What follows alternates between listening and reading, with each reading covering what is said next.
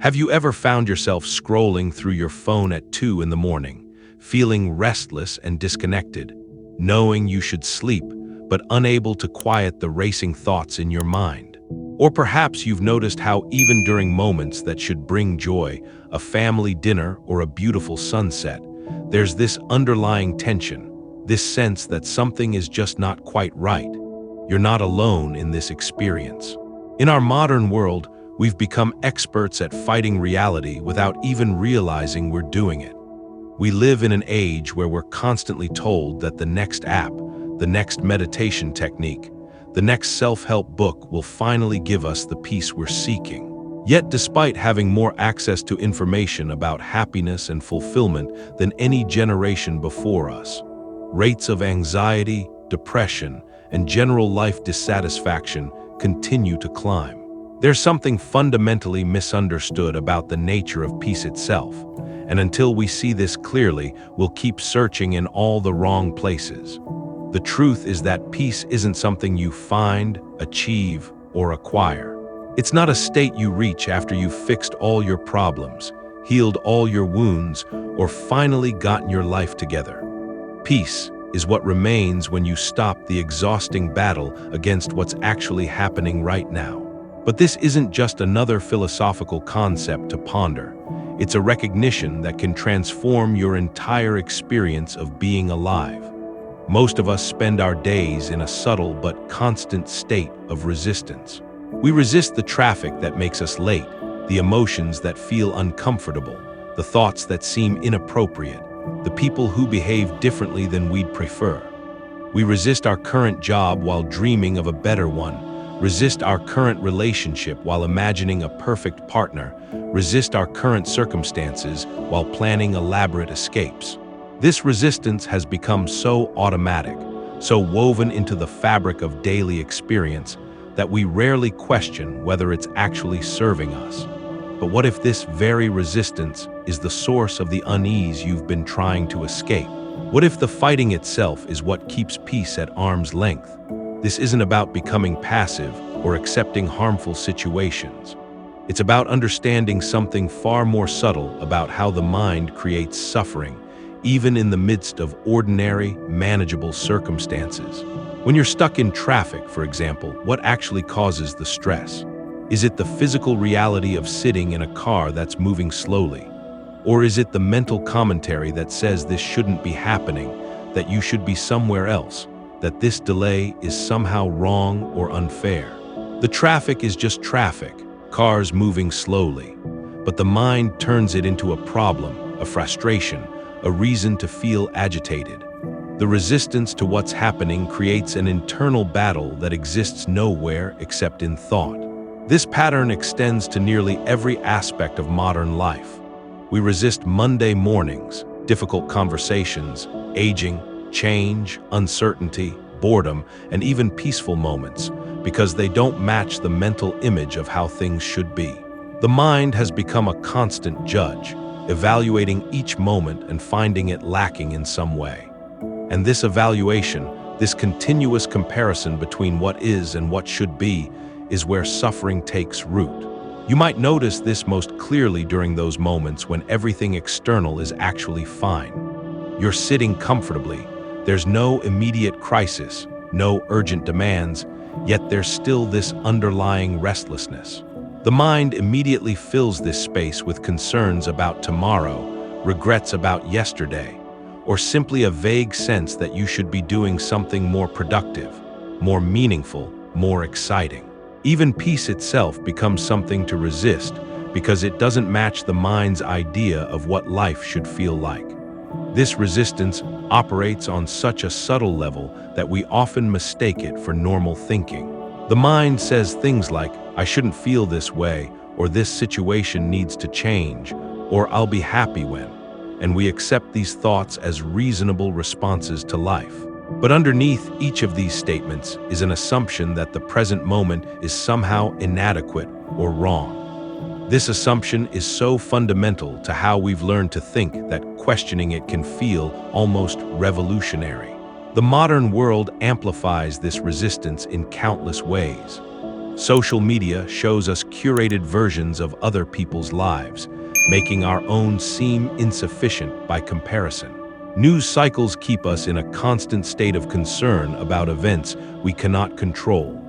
Advertisement constantly suggests that happiness is just one purchase away.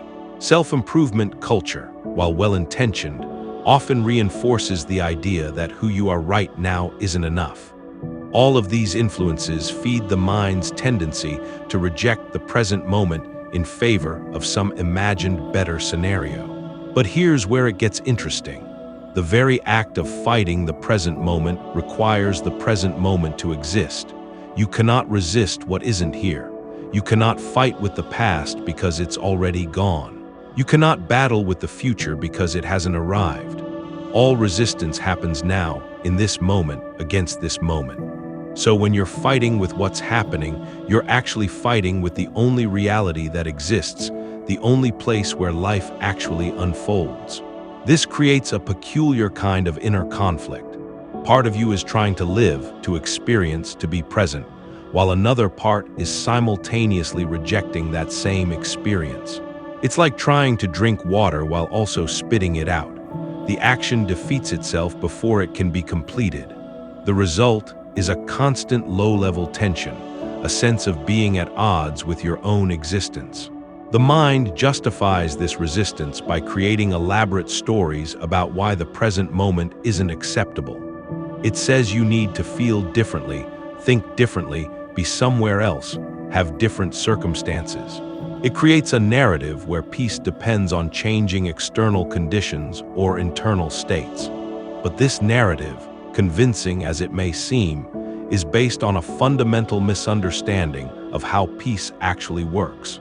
Peace isn't produced by perfect circumstances. If it were, no one would ever experience peace because circumstances are always changing, always imperfect in some way. Peace isn't created by the absence of problems because new challenges continuously arise throughout life. Peace isn't even generated by positive thoughts or emotions because these, too, come and go naturally. Peace exists prior to all of these conditions. It's what's here when you're not fighting with what's here. You can verify this for yourself right now. Take a moment to notice what it feels like when you're not trying to change anything about this moment. Not trying to feel better, understand more, or get somewhere else. What remains when the internal struggle pauses?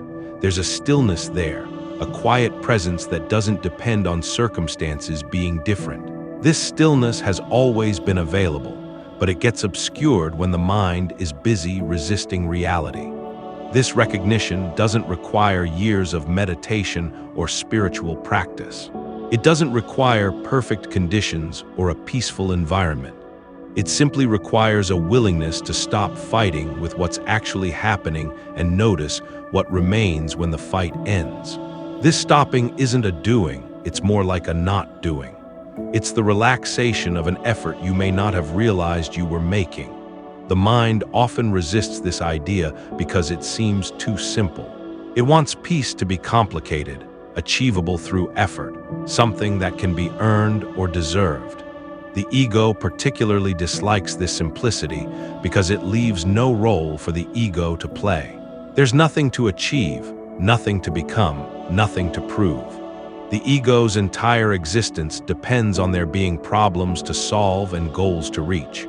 When peace is recognized as already present, the ego's importance diminishes. But this simplicity is precisely what makes it so accessible. You don't need special knowledge, perfect circumstances, or years of preparation. You don't need to heal all your emotional wounds, resolve all your relationships, or find your life's purpose. You don't need to stop thinking, eliminate all desires, or reach some elevated state of consciousness. You simply need to recognize what's already here when you're not pushing it away. This doesn't mean becoming passive about life. There's a difference between accepting what's happening and being passive about what needs attention. You can acknowledge traffic without liking it, experience difficult emotions without being overwhelmed by them, face challenges without adding unnecessary mental suffering to the mix. In fact, when you're not wasting energy fighting with reality, you have more clarity and energy available for responding to life's actual demands. The fighting mind creates a kind of double suffering. First, there's whatever is actually happening, the primary experience. Then, there's the resistance to what's happening, the secondary layer of mental commentary and emotional reaction. This secondary layer is where most of our suffering actually lives. The original experience, difficult as it may be, is usually manageable. It's the story we tell ourselves about the experience, the resistance to it, the judgment of it, that creates the real anguish. When someone cuts you off in traffic, for example, the primary experience lasts a few seconds. You see the car, you brake, you adjust. But the secondary experience, the mental replay, the indignation, the story about inconsiderate drivers can last for hours. The mind turns a brief inconvenience into an extended ordeal. This happens with everything from minor annoyances to major life changes. The event itself is often much more manageable than our resistance to it. You might have noticed this pattern in your own life. How often have you suffered more from thinking about a difficult conversation than from actually having it? How many times has anticipating a challenge been worse than facing it directly? The mind's resistance to reality often creates more disturbance than reality itself. This is why spiritual teachings throughout history have pointed toward acceptance, surrender, or letting go. Not because these are moral virtues, but because they're practical solutions to self-created suffering. When you stop fighting with what's happening, you immediately have access to the clarity, energy, and peace that was being consumed by the fight. But acceptance doesn't mean resignation. There's a crucial difference between accepting what's happening and giving up on life. Acceptance is simply the recognition that this moment is what it is, regardless of whether you approve of it or not. From this place of clear seeing, you can respond more effectively to whatever needs attention. You can make changes, set boundaries, pursue goals, all without the exhausting layer of resistance that usually accompanies these actions. Think about the most effective people you know. They tend to be those who can face reality clearly, without wasting energy wishing it were different. They see what needs to be done and do it, without the drama of fighting with circumstances first. This isn't because they're naturally more capable, it's because they're not depleting their resources by battling with what's already here. The same principle applies to inner experiences. When difficult emotions arise, you can acknowledge them without adding the secondary layer of judgment about having them. Fear can be present without the story that you shouldn't be afraid. Sadness can exist without the narrative that something is wrong with you for feeling sad. Anger can be felt without the resistance that makes it explosive. The emotions themselves, when not fought against, tend to move through you more naturally and completely.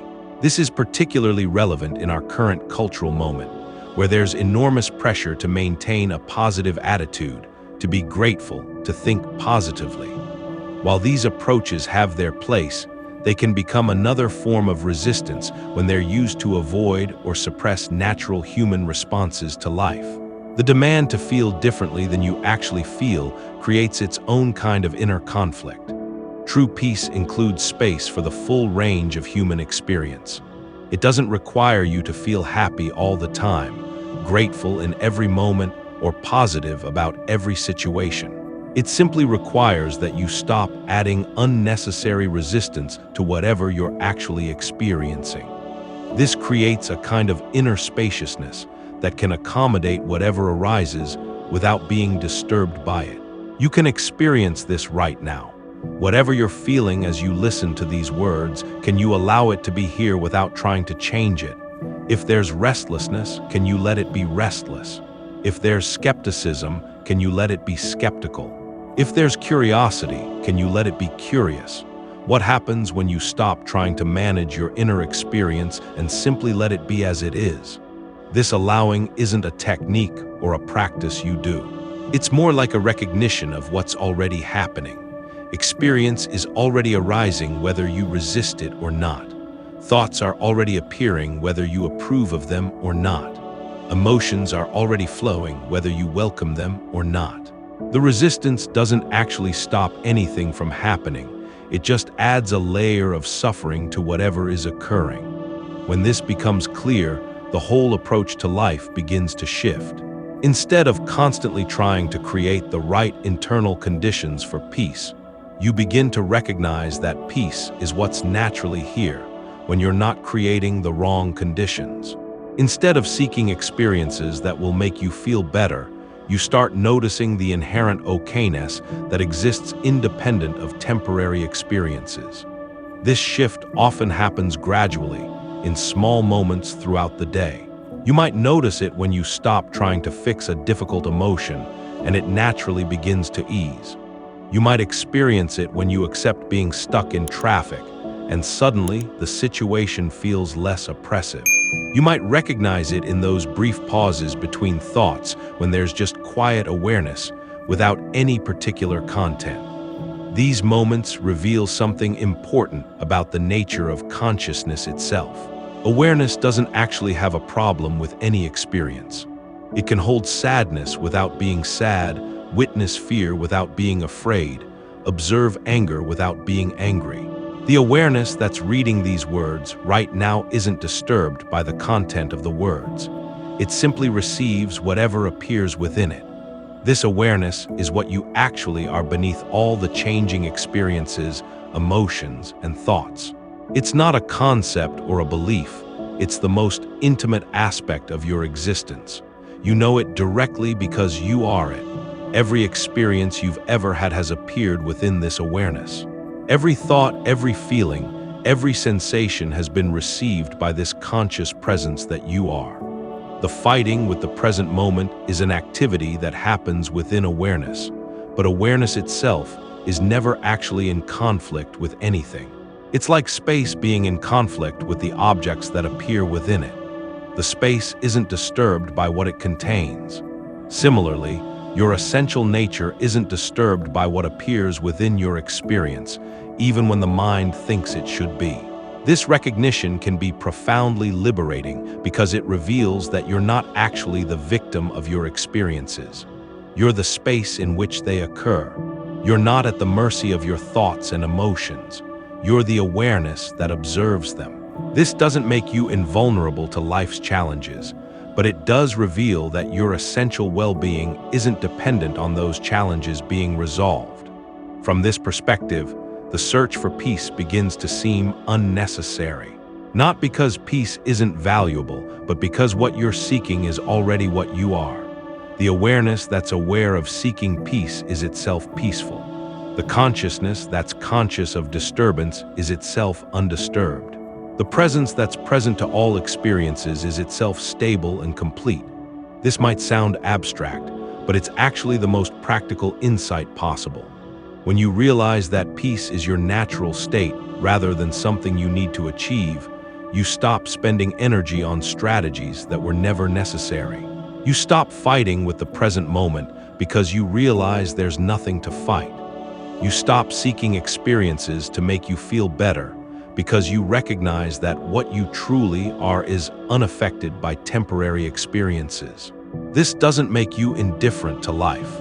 If anything, it makes you more available for genuine engagement because you're not constantly managing your internal state. You can be fully present to relationships, work, creativity, and service without the background anxiety about whether these activities are making you happy enough, fulfilled enough, or peaceful enough.